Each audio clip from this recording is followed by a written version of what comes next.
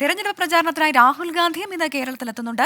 സുൽത്താൻ ബത്തേരി, പുൽപ്പള്ളി, മാനന്തവാടി, വെള്ളമുണ്ട, പടിഞ്ഞാറത്തറ എന്നിവിടങ്ങളിലെ റോഡ് ഷോയിൽ രാഹുൽ ഗാന്ധി പങ്കെടുക്കും. ഉച്ചയ്ക്ക് മാനന്തവാടി ബിഷപ്പുമായി കൂടിക്കാഴ്ച നടത്തും. വൈകിട്ട് 5:30 കോഴിക്കോട് കടപ്പുറത്ത് നടക്കുന്ന UDF റാലിയിലും രാഹുൽ ഗാന്ധി പങ്കെടുക്കും.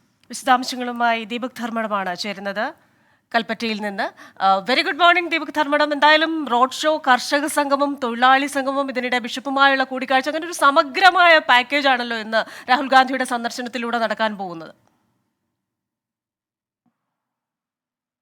Very good morning Christina, Pravitha. Rahul ഗാന്ധിയുടെ പരിപാടിയിൽ ചില മാറ്റങ്ങൾ ഉണ്ടായിരിക്കുന്നു എന്നുള്ളതാണ് ഏറ്റവും പുതിയ വാർത്ത. ക്രിസ്റ്റീനയും പറഞ്ഞതുപോലെ ഒരു സമഗ്രമായ പാക്കേജായി തൊഴിലാളി സംഗമം, കർഷക സംഗമം ഒക്കെ ആയിരുന്നു നേരത്തെ ഷെഡ്യൂളിൽ ഉണ്ടായിരുന്നത്. എന്നാൽ പുതുക്കിയ ഷെഡ്യൂൾ ഇപ്പോൾ വന്നിരിക്കുന്നതിൽ എല്ലായിടത്തും ജനസമ്പർക്ക പരിപാടിയാണ്. അതായത് അദ്ദേഹം ആകെ നമ്മളെ തെക്കേ ഇന്ത്യയിലേക്കുള്ള അദ്ദേഹത്തിന്റെ പ്രചരണത്തിന്റെ ഒരു വലിയ തുടക്കമാണ്. കാരണം ഇത് തമിഴ്നാട് അതിർത്തിയിൽ നിന്ന് തുടങ്ങുന്നു, നീലഗിരിയിൽ നിന്നാണ് തുടങ്ങുന്നത്. നീലഗിരിയിൽ അദ്ദേഹം ഹെലിപ്പാഡിൽ ഇറങ്ങിയതിനു ശേഷം അവിടെയുള്ള പ്ലാന്റേഷൻ തൊഴിലാളികളുമായി ഒരു ഇന്ററാക്ഷൻ ഉണ്ട്. അത് കഴിഞ്ഞ് കേരളത്തിൽ എത്തിക്കഴിഞ്ഞാൽ നേരത്തെ പുൽപ്പള്ളിയിൽ കർഷക സംഗമമായിരുന്നു ആസൂത്രണം ചെയ്തത്. എന്നാൽ അത് ജനസമ്പർക്ക പരിപാടിയാക്കി മാറ്റിയിരിക്കുന്നു. അതായത് 10:30 മണിക്ക് ആദ്യം തന്നെ സുൽത്താൻ ബത്തേരിയിൽ ഉള്ള പരിപാടിയാണ്. ആ പരിപാടി ജനസമ്പർക്ക പരിപാടിയാണ്. അത് കഴിഞ്ഞ് 11:15 പുൽപ്പള്ളിയിൽ നേരത്തെ നിശ്ചയിച്ചത് കർഷക സംഘമായിരുന്നു, അവിടെ ജനസമ്പർക്ക പരിപാടി.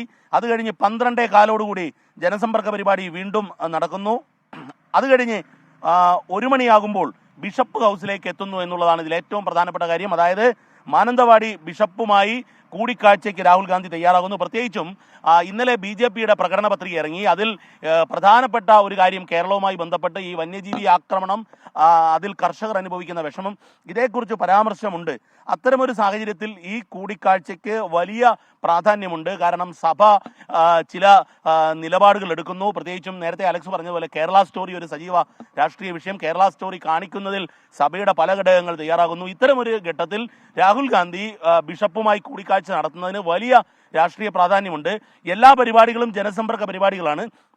ഇത് കഴിഞ്ഞ് വൈകിട്ട് 6:45 കോഴിക്കോടേക്ക് നീങ്ങുന്നത്. കോഴിക്കോട് കടപ്പുറത്ത് ബീച്ചിൽ വലിയൊരു റാലിയാണ് ആസൂത്രണം ചെയ്തിരിക്കുന്നത്. അവിടെ DCC പ്രസിഡന്റ് പ്രവീൺ കുമാർ പറഞ്ഞ പ്രകാരമാണെങ്കിൽ 10,000 പങ്കെടുക്കുന്ന ജനസാഗരമാകുന്ന ഒരു റാലിയാണ് കോഴിക്കോട് ആസൂത്രണം ചെയ്തിരിക്കുന്നത്. ഇങ്ങനെയാണ് ഇന്നത്തെ പരിപാടി.